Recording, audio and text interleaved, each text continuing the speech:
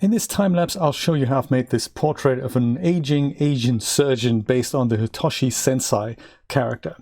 That is what I wanted to start with, and I tried out a couple of outfits here. One was the biosuit for Genesis 8 male, and I thought it wasn't quite adjustable enough for me. Ideally, I would have wanted him to put his hood down, but the outfit wasn't capable of doing that, so I thought, well, maybe I'll just use a different outfit altogether. I decided on the H&C medical scrub set for Genesis 3, and Hitoshi is based on Genesis 8, so there had to be some auto-fitting going on.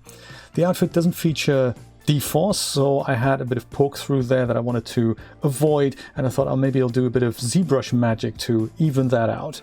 After a little bit of a pose adjustment, I realized that GoZ wasn't installed on the version of DAZ3D I was using, so I was quickly saving the file and opening up in the version of DAZ3D in which I have GoZ installed.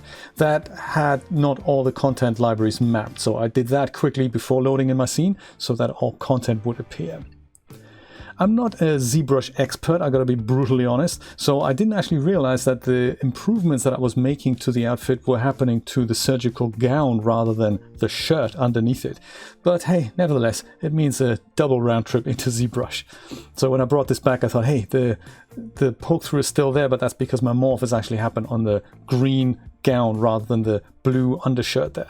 So once more back into ZBrush, I'm just using the basic brush, and with the shift key I'm just smoothing out some details.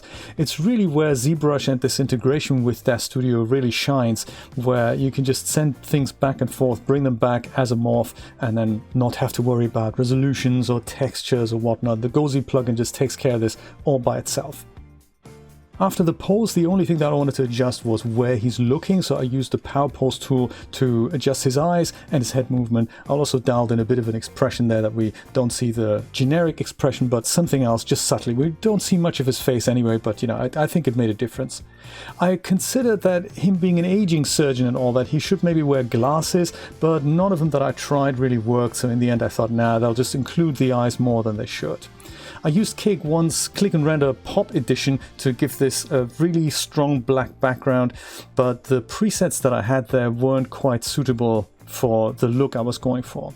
Here I'm adding a little bit of depth of field to the camera so that I can blur the sprinkles in the background, but they were still too strong, so I decided I'm going to use this as a base light, turn it down quite a lot in the environment tab, and set up my own lighting.